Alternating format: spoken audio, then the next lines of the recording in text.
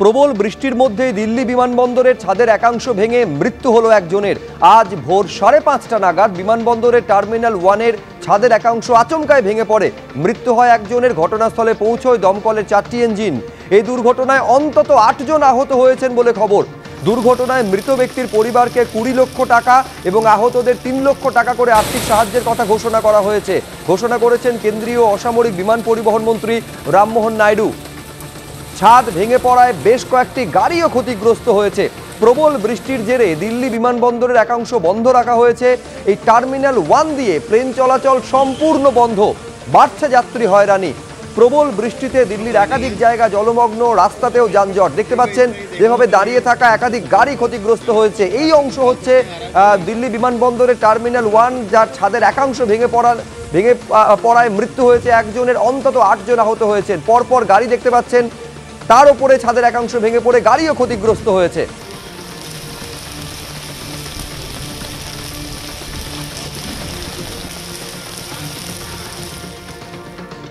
तुरंत हम कमेंट नहीं कर सकते, इसके ऊपर तो थरो इन्वेस्टिगेशन होना है और जो टेक्निकल एस्पेक्ट, जो फॉरेंसिक या सिक्योरिटी एस्पेक्ट जो देखते हैं बिल्डिंग का, वो सब अपना रिपोर्ट देंगे तो उसके हिसाब से हम अगर कहीं पे कुछ लापरवाही रहेगी तो ये सरकार जरूर उनको कल तक हम पूरी तरह से इंस्पेक्शन करवाएंगे। अभी तो पूरा इवैक्यूएट कर दिया है, कोई आदमी नहीं है अंदर, तो पूरा बिल्डिंग का इंस्पेक्शन पूरी तरह से होगा। उसके लिए थोड़ा टाइम लेंगे, तो इसलिए जब तक ये बंद है अभी T2 और T3 से उनके ऑपरेशंस चालू होंगे। बाकी जगहों पे भी जहाँ पे इस तरह के स्ट्रक्चर्स होंगे उसके ऊपर भी एक बार देखेंगे, क्योंकि मानसून का भी टाइम है, तो जरूर सेफ्टी के हिसाब से वो निर्णय भी हम करेंगे। अभी देख रहे हैं इंडिपेंडेंट बॉडी कौन सा निर्णय करे, और हमारी तरफ से जो इंटरनल सिक्योरिटी और सेफ्टी का जो दिखता है DGCA, that will be part.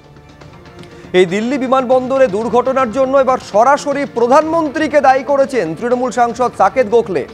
Lok Sabha নির্বাচনকে মাথায় রেখে 10ই মার্চ নরেন্দ্র মোদী তড়িঘড়ি এই অর্ধনির্মিত টার্মিনাল 1-এর উদ্বোধন করেন বলে অভিযোগ করছেন সাকেত। প্রধানমন্ত্রীর বিরুদ্ধে কেন অনিচ্ছাকৃত খুনের মামলা হবে না সেই প্রশ্নও তুলেছেন তিনি। মোদীর নির্বাচনে প্রচারে ফায়দা তোলার তাড়াহুড়োতে আজ এই দুর্ঘটনা বলে অভিযোগ তাঁর।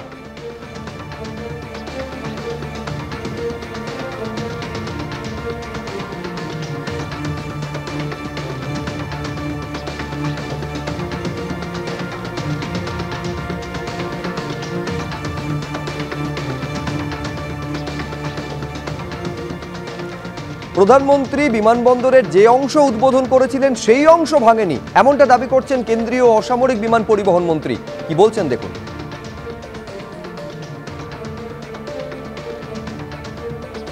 प्रधानमंत्री साहब जो इनॉग्रेट किया वो दूसरा बिल्डिंग है, दूसरी तरफ है। जो यहाँ कोलैप्स हुआ है वो 2009 में 2009 में पुरानी बिल्डिंग है, 2009 में जो उस टाइम ओपन हुआ था, तो उसके ऊपर जो इंस्पेक्शन करना है वो अभी करवाएंगे। আর ইতিমধ্যে এই যে বিমানবন্দরের টার্মিনাল 1-এর একাংশ ভেঙে পড়েছে, যাতে একজনের মৃত্যু হয়েছে, তা নিয়ে দায় ঠেলাঠেলি শুরু হয়েছে, চূড়ান্ত রাজনৈতিক চাপানুতো শুরু হয়েছে। বিরোধীদের তরফে কে কি বলছেন আমি পরপর রাখবো আপনাদের সামনে। নরেন্দ্র মোদী নামে এক ভদ্রলোক যেদিন থেকে ভারতবর্ষের প্রধানমন্ত্রী নির্বাচিত হয়েছেন, সেদিন থেকে ভারতবর্ষে মূলগত কাজের পরিবর্তে বিজ্ঞাপনের বহর ছড়িয়েছে। কথায় কথায় তিনি লম্পজম্প করেন যে আমি হাওয়াই চটিক এয়ারপোর্টে বিমানবন্দর তুলেছি, আর আজকে 4 মাসের মধ্যেই ভেঙে পড়লো। এটা কি ছেলে খেলা হচ্ছে ভারতবর্ষের মানুষের জীবন নিয়ে? সাধারণ দরিদ্র মানুষের জীবনের কোনো মূল্য নেই এদের কাছে, শুধু প্রচার আর প্রচার। অবিলম্বে এই ধরনের অপদার্থ লোকেদের নৈতিক দায় নিয়ে পদত্যাগ করা উচিত ভারতবাসীর স্বার্থে। কিন্তু এদের কোনো নৈতিকতা বোধ নেই, তার কারণ উনি তো নিজেকে বায়োলজিক্যাল পুরুষ বলে মনে করেন না, উনি তো দেবতা, আর ওর ভক্তরা তো কারো দেবতা বানিয়েছেন। এই সমস্ত অসভ্য কালচার ভারতবর্ষের বুকে নরেন্দ্র মোদী এনেছেন, তার অব্যর্থ পরিণতি এগুলো। এটা স্বীকার করার কিছুই নেই যে প্রধানমন্ত্রী উদ্বোধন করবেন বলে তড়িঘড়ি টার্মিনাল 1 কাজটা শেষ করার আগে দক্ষ ইঞ্জিনিয়ারকে দিয়ে একবারের জন্য পরীক্ষা করা হয়নি। এখন সাফাই গিয়ে লাভ নেই। প্রধানমন্ত্রী যে জায়গাটা উদ্বোধন করেছিলেন সেটা ভেঙে পড়েনি, অন্য জায়গা ভেঙে পড়েছে।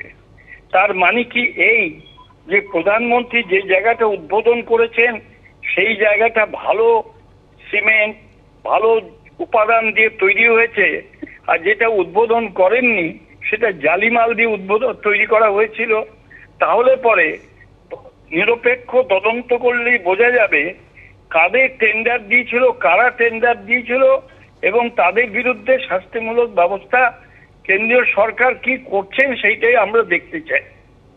সবটাই কিন্তু ইলেকশন কেন্দ্রিক ছিল। তুমি দেখো আমাদের রামলালা করে যে অযোধ্যা মন্দির করলো, বৃষ্টিতে এখন রামলালা ভিজে যাচ্ছে, হ্যাঁ, এয়ারপোর্ট ভেঙে পড়ছে, সেখানে মানুষ মারা যাচ্ছে।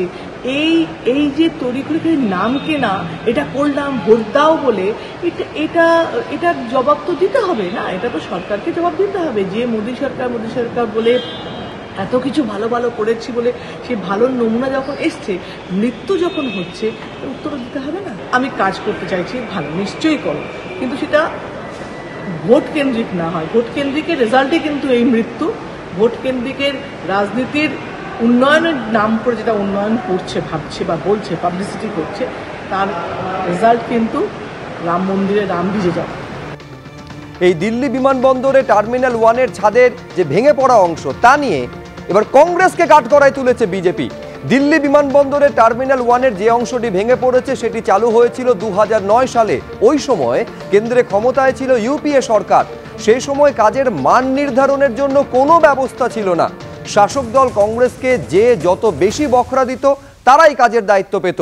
সোনিয়া গান্ধীকে এজন্য জবাবদিহি করতে হবে, এক্স হ্যান্ডেলে পোস্ট করে এমনটা দাবি করছেন বিজেপি নেতা অমিত মালব্য।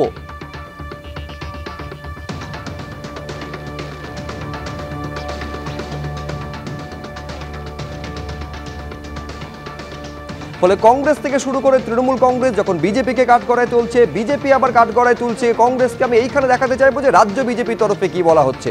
বিজেপি রাজ্যসভার সাংসদ শ্রমিক ভট্টাচার্য তিনি কি বলছেন দেখুন। দুর্ঘটনাই প্রধানমন্ত্রী তো রাজমিস্ত্রির ভূমিকা পালন করেননি, কিংবা সেখানকার তিনি আর্কিটেক্ট ছিলেন না। ত্রুটি বা বিচ্যুতি কোনো জায়গা হলে দুর্ঘটনা স্বীকার করতে হয়। এটা মর্মান্তিক, অনভিপ্রেত। এ ধরনের দুর্ঘটনা থেকে যারা নির্মাণ কার্য করেন তারা ভবিষ্যতে সতর্ক থাকবেন এবং যারা মারা গেছেন সরকার তাদের পাশে আছে।